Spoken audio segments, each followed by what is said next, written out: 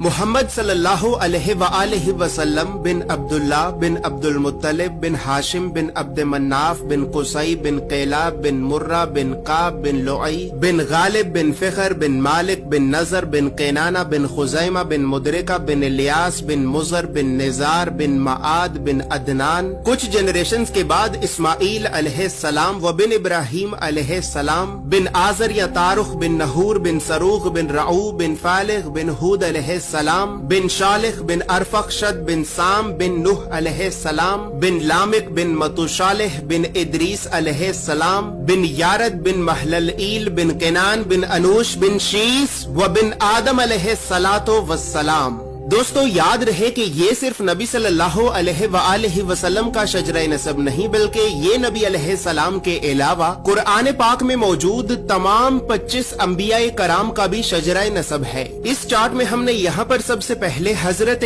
آدم علیہ السلام سے لے کر نبی صلی اللہ علیہ وآلہ وسلم تک تمام 25 انبیاء کرام کے ناموں کو ایک ترتیب کے ساتھ لکھا ہے، اور پھر ہر نبی کا قرآن پاک میں کتنی مرتبہ نام لے کر ذکر کیا گیا ہے۔ ان تمام انبیاء کرام کو لوگوں کی ہدایت اور رہنمائی کرنے کے لیے جن علاقوں اور شہروں کی طرف بھیجا گیا تھا، تو ہم نے اس چارٹ میں ان تمام علاقوں اور شہروں کے ناموں کو بھی لکھا ہے۔ اور سب سے خاص بات یہ ہے کہ یہاں پر ہم نے سبز رنگ سے نبیوں کے ناموں کو لکھا ہے اور سرخ رنگ سے رسولوں کے ناموں کو لکھا ہے، تاکہ آپ کو بآسانی معلوم ہو سکے کہ ان 25 نبیوں میں سے نبی کون تھے اور رسول کون تھے۔ اس کے علاوہ اس چارٹ میں ہم نے اللہ رب العزت کے 99 صفاتی نام اور پھر ان ناموں کے نیچے ہم نے ڈیبیٹڈ پروفیٹس یعنی ان 10 نبیوں کے ناموں کو بھی لکھا ہے کہ جن 10 نبیوں کے نبی ہونے کے بارے میں تمام مسلمان علماء میں اختلاف پایا جاتا ہے، کیونکہ ان 10 نبیوں کو قرآن پاک میں کہیں پر بھی نبی نہیں کہا گیا ہے۔ اس کے علاوہ چارٹ میں موجود سرخ رنگ 5 اولو العزم نبیوں کو ریپرزینٹ کرتا ہے، جبکہ بلو کلر بنی اسرائیل کے نبیوں کو ریپرزینٹ کرتا ہے۔ اور اسی طرح 25 نبیوں میں سے 23 نبی ایسے بھی ہیں کہ جن کا ذکر قرآن کے علاوہ تورات، زبور اور انجیل میں بھی موجود ہے۔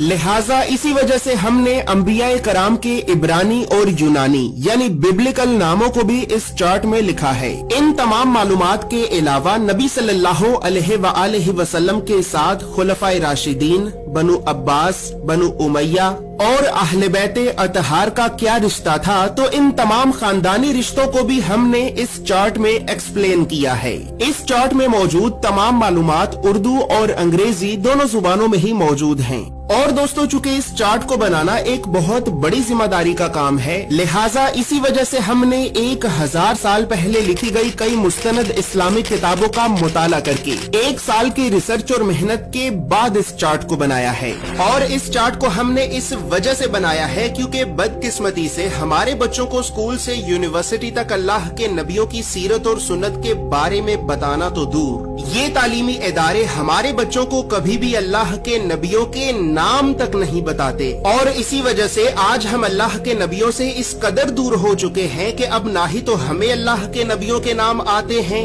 اور نہ ہی ہماری اولاد کو۔ لہٰذا گھر کے ماحول کو اسلامی اور علمی اعتبار سے بہتر کرنے کے لیے اور بچوں میں بچپن سے ہی انبیاء کرام کے بارے میں جاننے کا اور تحقیق کرنے کا شوق پیدا کرنے کے لیے ہم نے اس چارٹ کو بنایا۔